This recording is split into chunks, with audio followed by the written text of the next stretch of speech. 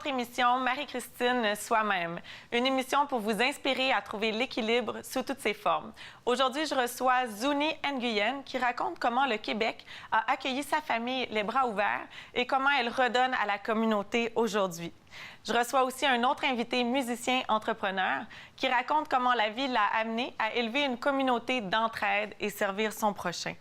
Pour le moment, on rejoint la naturopathe agréée Cristina Pietronti pour nous expliquer les distinctions entre les racines, les légumes racines et les tubercules. Je suis au marché alimentaire Taux avec Cristina Pietronti, naturopathe agréée. Et aujourd'hui, on parle des différents types d'algues en super aliments qu'on peut consommer dans les smoothies, dans différentes recettes. Cristina, c'est quoi les différents types d'algues qu'on peut consommer en super aliments? Donc, les super aliments, on a les algues qui sont dans les catégories, les algues rouges, les algues brunes, les bleus-verts, les verts, les bleus. On les a en poudre, surtout en liquide, en comprimé, en mélange aussi. Donc, c'est pas mal que ce que vous allez retrouver quand vous allez mettre le pied dans un marché d'aliments naturels et suppléments. OK. Oui. Donc, aujourd'hui, je vais parler plutôt de deux types de suppléments. Donc, on a la spiruline, qui est une algue bleu-verte. On la retrouve surtout comme ici. Oui. Donc, ça, c'est en poudre surtout. Les gens peuvent la consommer en poudre puis en comprimé. C'est une algue qui, ça fait 3 milliards d'années qu'elle existe. C'est une algue qui elle a une excellente source de protéines, une qualité exceptionnelle, donc environ 2,5 à 3,5 grammes par cuillère à thé. C'est très riche en chlorophylle, non pas la plus riche en chlorophylle, très riche en caroténoïdes, dont la zéaxanthine, la bêta-carotène, riche en fer, en calcium, utilisé pour les rhinites allergiques, la gestion du cholestérol. Aussi, par contre, il faut dire qu'il faut faire attention avec les algues, puisque c'est dans les algues, les légumes de mer qu'on appelle, sont dans les zones polluées souvent dans les mers, donc ils vont capter les métaux lourds, donc le cadmium, le plomb arsenic. Donc, quand on cherche une compagnie, c'est important de s'assurer des rigueurs de culture des algues, parce qu'on ne veut pas une algue qui est contaminée. OK. Comment on fait pour savoir ça? C'est-à-dire, on va vraiment demander où est-ce que ça a été cultivé, les réglementations. Donc, il va y avoir des compagnies qui vont être mentionnées sur les pots, qui vont démontrer qu'ils ont vraiment une bonne rigueur. Y a-t-il des régions que c'est mieux?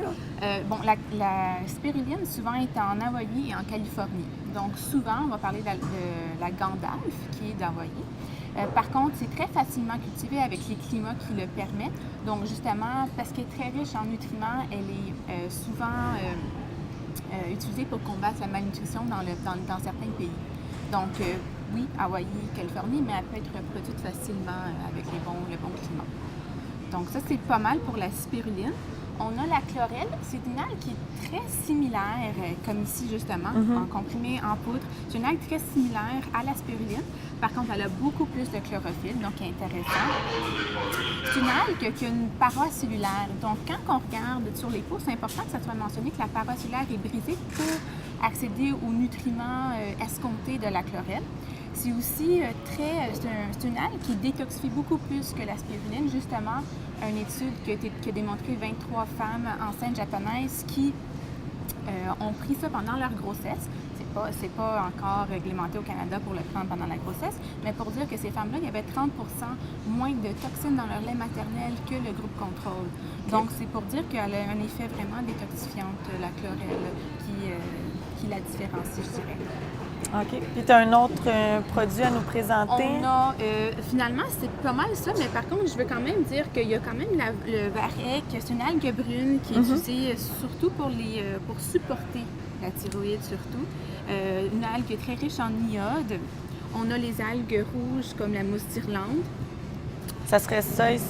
Ça serait un mélange. Donc, vous avez un mélange de mousse d'Irlande, de E3 Live. E3 Live, c'est une autre algue bleu-verte, comme la spiruline. Donc, il y a beaucoup de propriétés semblables et d'autres.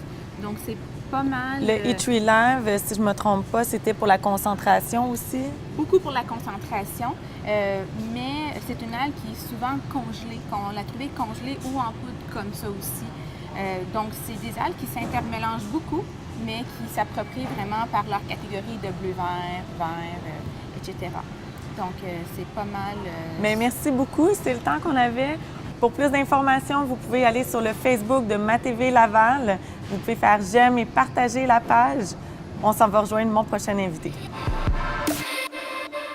Je suis présentement avec ma belle invitée, Zuni Nguyen, conférencière, enseignante et également entrepreneur.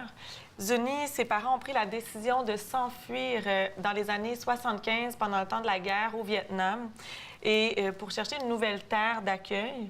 Bonjour Zuni, merci beaucoup d'être venue à l'émission. Bonjour Marie-Christine, merci de m'avoir, je suis très touchée. Peux-tu nous raconter un petit peu ton histoire? Qu'est-ce qui s'est passé à ce moment-là? Écoute, le 30 avril 1975, c'est un jour comme les autres pour tout le monde sur la planète, excepté nous, un tout petit pays en Asie du Sud, particulièrement une petite ville à Saigon. Alors, écoute, les communistes du Nord envahissaient vers le Sud, et puis nous, on était partis le 30 avril, qui est vraiment le dernier jour possible pour les Vietnamiens du Sud qui veulent s'en aller du pays. Puis il restait un bateau. Un seul bateau, un dernier bateau qui avait une capacité de 400 personnes à peu près, puis on était 4000. Alors, écoute, l'exode d'enfer, ça a commencé le 30 avril pour moi. 3 jours sur le bateau avec ma famille. On était 15. On est parti 15, puis on est arrivé 15, qui est un miracle total pour moi. Et puis, mais écoute, moi, je l'ai raconté dans ce film-là, Une nuit sans lune. Et j'espère que tout le monde au Québec aurait la chance de le regarder parce que j'ai vraiment tout raconté mon exode là-dedans. Comment on a été sauvés par un gros bateau qui nous a amenés à Hong Kong. Et à Hong Kong, justement, j'étais dans un camp de réfugiés pendant 2 mois à peu près pour attendre que le Canada nous accepte. Et puis, le 17 juin 1975, je suis arrivée ici, à Montréal, au Québec. Puis, justement, ton arrivée à Montréal était vraiment positive aussi. Il y a eu de trouver une nouvelle vie, une nouvelle carrière. Écoute, pour nous, pour moi et mes 7 frères et sœurs, c'est sûr que c'était « wow, on est plus sur le bateau, on est maintenant au Canada. » Il y a beaucoup de gens qui ont des cheveux blonds, des yeux bleus, des yeux verts. Je veux dire, on n'a jamais vu ça avant. Mais pour mes parents, par contre, c'était plus difficile. Hein? Il faut que tu dis, ils ont tout laissé en arrière au Vietnam pour venir ici. C'était des professionnels. Puis arriver ici à Montréal, il fallait qu'ils recommencent à zéro. Donc, trouver du travail, n'importe quel travail, pour mettre la nourriture sur la table pour 8 enfants, acheter des vêtements, de la nourriture. Fait qu'on a grandi beaucoup dans la pauvreté. Ça, c'est mon enfance. Pauvreté, mais par contre, on a toujours eu l'amour de mes parents. Ils nous ont bien, mon Dieu, bien nourris, bien chapeautés. On a fait les écoles, tout ça. Fait que ça a super bien été, même si on était pauvres, tu comprends? Ils nous ont toujours montré qu'avec l'amour, tu peux faire beaucoup dans ta vie. Fait que j'ai eu une belle enfance, malgré tout. Des belles valeurs qui sortent de là, c'est certain. Beaucoup de courage. Puis, si on aborde un autre thème aussi de ta vie un peu plus tard, en 2004, tu as eu des enfants, tu as établi ta famille ici au Québec et tu as eu l'arrivée de ta fille. Puis en 2004, elle a été atteinte d'une maladie grave. Peux-tu nous raconter un petit peu? Écoute, moi, tout allait bien dans ma vie. J'ai gradué comme ingénieure électrique de McGill. J'ai fait une belle carrière à Radio-Canada. Et puis, c'est ça, j'ai 2 enfants, j'ai un garçon et puis ma fille. Et ma fille, à l'âge de 2 ans, en fait, c'était Noël 2004. Marie-Christine, Noël 2004, c'était pas un Noël heureux pour moi. Parce qu'elle s'est réveillée avec des fièvres, puis on ne savait pas c'est quoi. Puis 4 médecins plus tard ne savaient pas c'est quoi qu'elle avait. Donne-lui du Tylenol là, pour enfants. Mais finalement, moi, j'avais comme une intuition qu'il y a quelque chose qui ne va pas avec ma fille.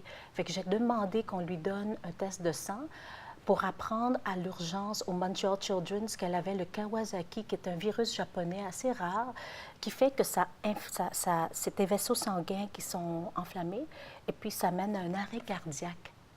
Fait que si je ne l'avais pas amenée à l'hôpital, elle aurait eu un arrêt cardiaque. Fait que les 24 heures où elle était à l'hôpital, c'était les 24 heures les plus longues de ma vie. OK? C'était les plus longues. Puis finalement, quand elle a survécu tout ça, bien, c'est là que j'ai comme eu un flash. Tu sais, en anglais, on dit un aha moment, tu sais, comme un tourne... Fait qu'il fallait que je fasse une décision.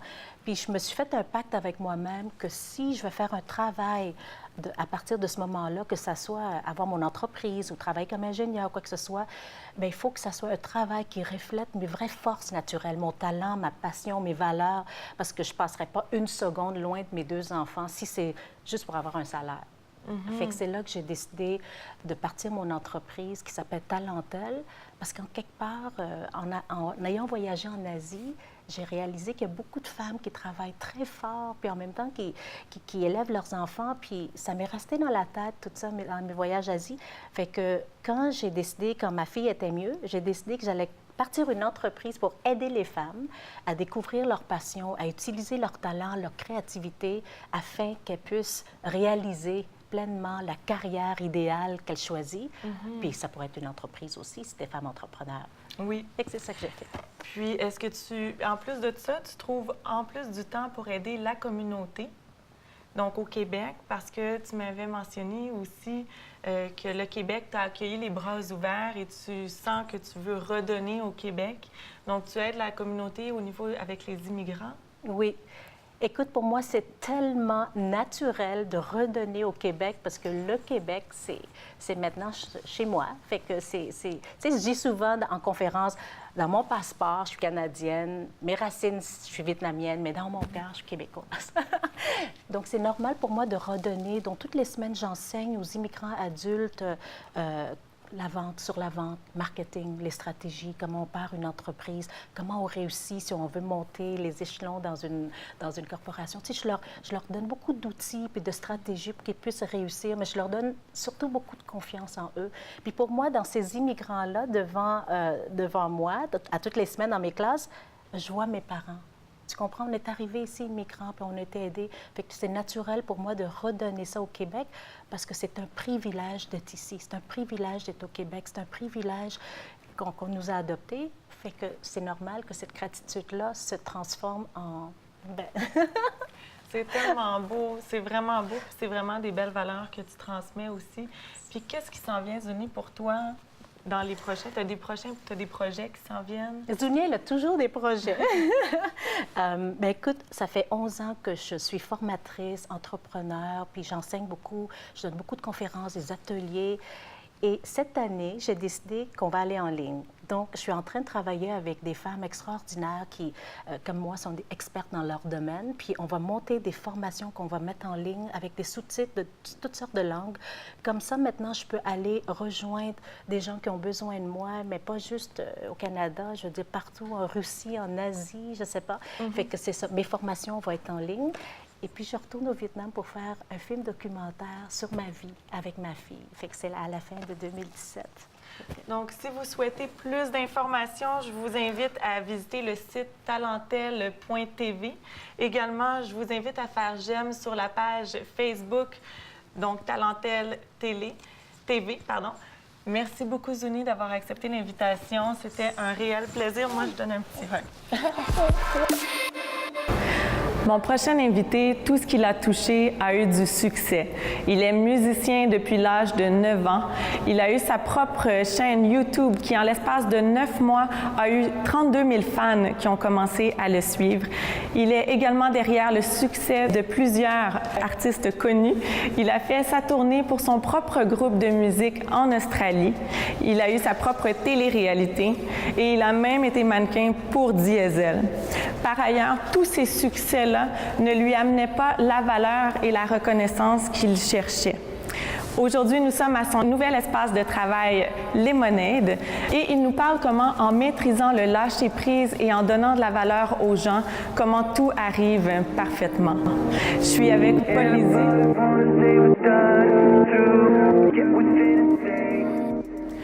Bonjour, Paul. Bonjour, Marie. Raconte-moi comment a commencé ton entreprise Lemonade. Oui, certainement. Ça a commencé avec une email, un courriel. Je connais beaucoup d'entrepreneurs qui ont eu beaucoup de succès dans leur domaine et j'ai juste envoyé un email qui disait est-ce qu'il y a une idée pour quelque chose créatif, 9 à 5, quelque chose pour les entrepreneurs?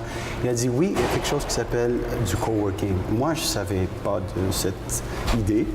J'ai fait toutes mes recherches et j'ai vu que c'était la nouvelle tendance avec tout le monde parce que tout le monde est prêt d'être entrepreneur, mobile, sans avoir du loyer, du bail, tout ça. So, j'ai dit, OK, oui, on peut peut-être commencer, on peut faire J'ai commencé mes recherches et aujourd'hui, il y a de Lemonade qui existe à cause de ça. Et profiter du réseautage aussi. Ah oui, exact, oui. Ouais. On s'en va visiter ça maintenant? Oui, vas-y, let's go.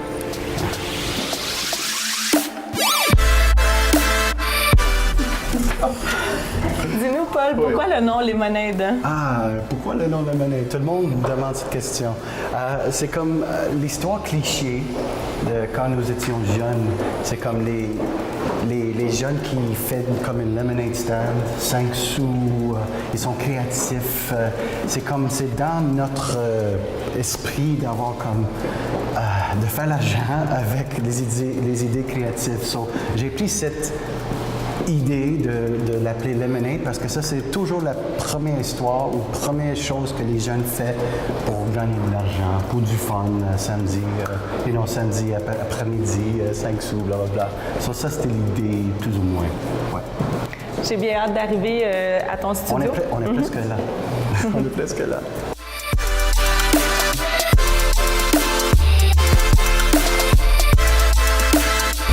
Bienvenue à Lemonade. Wow, c'est superbe, hein? C'est vraiment beau. Ça, c'est mon bureau avec les balançoires. Oui. Aussi. On peut s'asseoir ici. Oui. Explique-nous, Paul, comment, quand tu as décidé de lâcher prise, tout a commencé à arriver par magie, tout est arrivé de façon exponentielle. Oui. Ça, c'est quelque chose que j'ai appris avec mon expérience. C'était que tous mes succès, j'ai réussi avec tous mes succès dès que j'ai lâché. Quand j'ai pris les idées, les projets par le coup, ça ne fonctionnait pas. So, j'ai pris l'expérience pour dire, OK, si ça va arriver, ça va arriver. Sinon, ça ne va pas, ça ne va pas. Et à cause de tous les projets créatifs que j'étais, like I was a part of, I met different people. J'avais toujours comme un nouvel caractère, un nouvel projet, quelque chose qui me dirigeait vers quelque chose de différent. Et à cause de ça, j'ai rencontré mes partenaires aussi, en même temps.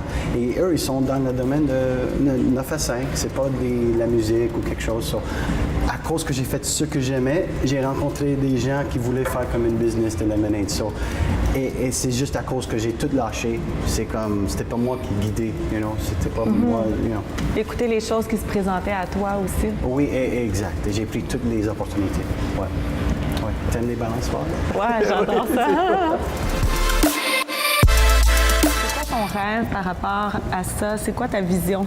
Ma vision pour Lemonade, c'est très simple. Assieds-toi. Merci. Oui. C'est très simple. Je veux aller international avec Lemonade. Je veux qu'il y ait un endroit pour tout le monde qui peuvent se rejoindre, une communauté, d'avoir tous les outils qu'ils ont besoin pour être un entrepreneur. Parce que c'est le temps maintenant de commencer quelque chose pour tout le monde. Au lieu de sortir, je sais pas, les fins de semaine et dépenser 200, 300, 400 $ par semaine, whatever, c'est mieux de commencer un business, quelque chose qui peut inspirer les gens. Et si je peux avoir comme une petite, je sais pas, comme une trou, une petite quelque chose pour aider le monde, pour être à Londres, je sais pas, en Australie, peut-être à Toronto, à New York. Et c'est fait pour eux, pour aider leur idée comme ground up. Ça, ça serait mon rêve, parce que c'est le temps maintenant pour les humains sur cette planète de commencer d'être créatifs pour aider tout le monde. Et je pense que les espaces de coworking peuvent commencer cette discussion et les idées et tout ça. Et aussi de l'aide, avec tout le monde, tout ensemble. C'est ça l'idée. Et une phrase qui est importante pour toi, c'est « Just do it, learn from it and keep going ». Oui, Pourquoi? Just do. Comme Nike, just do it, just do. Parce que tout le monde parle. Tout le monde dit, oh, I want to do an app like Uber. I want to do this, I want to do that. Or I want to start this, I want to be that. Just start. Learn, commencer à apprendre comment ça fonctionne. Et après ça, avec toutes les erreurs, il y aura un autre chemin de positivité avec une autre personne qui peut t'aider. C'est tout. Et qu'est-ce qui s'en vient pour toi comme projet? Je ne sais pas. Qu'est-ce qui s'en vient? Je pense plus des choses, des projets positifs, plus de succès, plus de personnes qui vont être autour de moi, qui vont m'aider, comme toi, comme tout le monde. Je pense que je suis en train de juste amasser comme une army, comme des soldats. C'est ça que je pense que s'en vient. Avec toutes les intentions positives, il y aura plus de succès, plus d'options. Pour s'élever les uns les autres. Exact. Puis, vu que tu es tellement bon en musique, en pré-entrevue, je t'ai demandé d'amener ton tam-tam. C'est où le tapis? Je veux vraiment entendre ça. Oui. On s'en va. OK, let's go. Let's do it. What's wrong with the world, mama? People living like they ain't got no mamas. I think the whole world's addicted to the trauma. Only attract the things that'll bring the trauma. Yeah, what?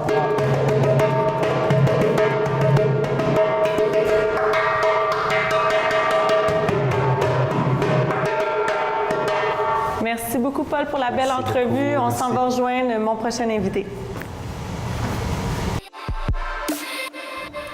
Ma belle Lynn, tu es une des 2 propriétaires et fondatrices de Connexion Pilates. Oui.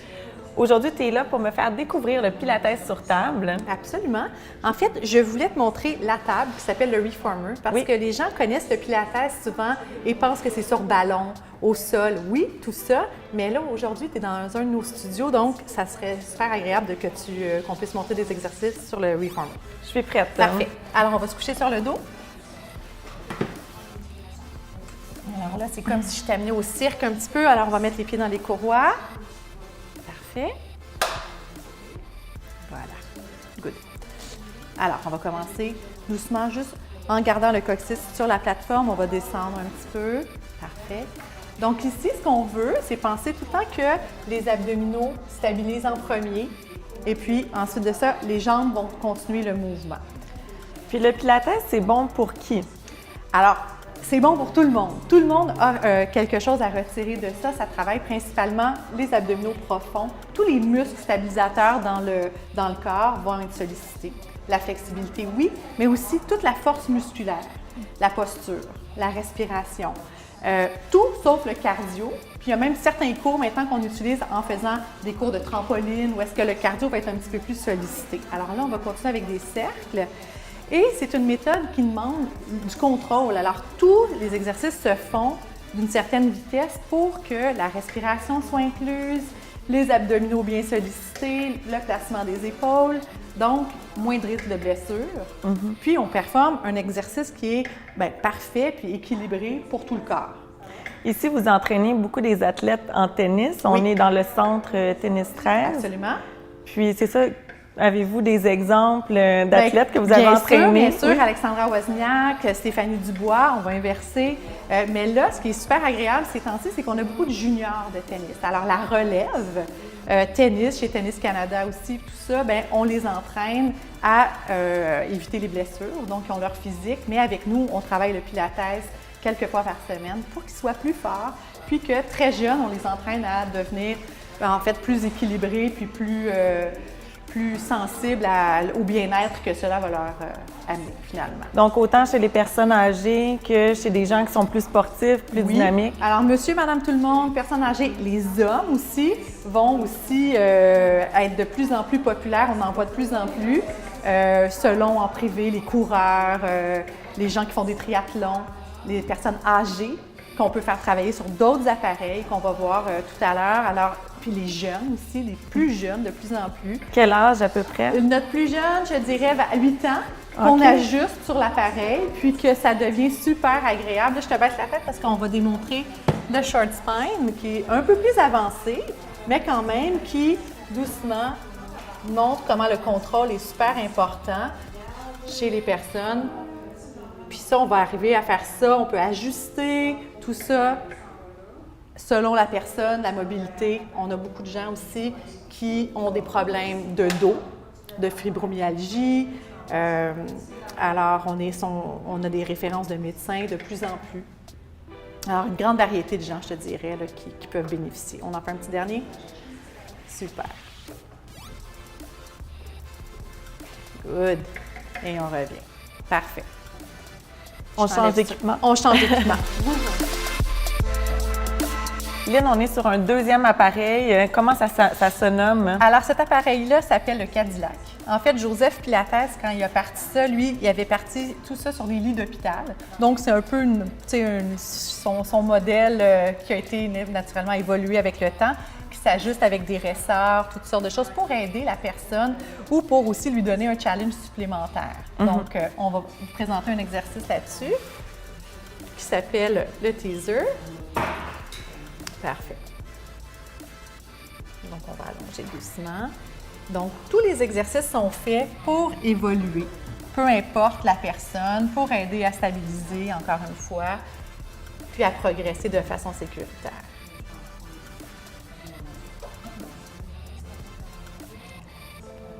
Naturellement, on ne commence pas comme ça, tu es super bonne!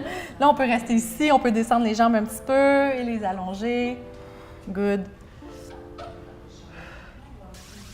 Super. Et on revient doucement. Un petit dernier. Puis si les gens veulent venir en faire, tu as trois studios. Absolument. Alors, on a un studio au Tennis 13, un autre à Duvernay et un autre à Rosemère. Puis, dans chacun de nos studios, on offre du privé, semi-privé en duo et des cours de groupe, maximum 5-6 personnes par groupe. Donc, des petits groupes pour bien travailler, bien corriger les gens, puis s'amuser naturellement. Alors, à quelle adresse email ou site web les gens peuvent se référer? Alors, au www.connexionpilates.com. Et puis, on a une infolettre, les gens peuvent s'inscrire, etc. Puis, ça va nous faire plaisir de les rencontrer. Merci beaucoup. Bon succès, longue vie à votre entreprise. Merci, Marie-Christine. C'est tout pour cette semaine. La semaine prochaine, je reçois une personne inspirante de la communauté de Laval, M. Gildo Conté. Il nous raconte comment un film à l'âge de 6 ans a changé sa vie.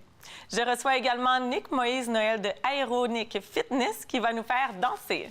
À bientôt!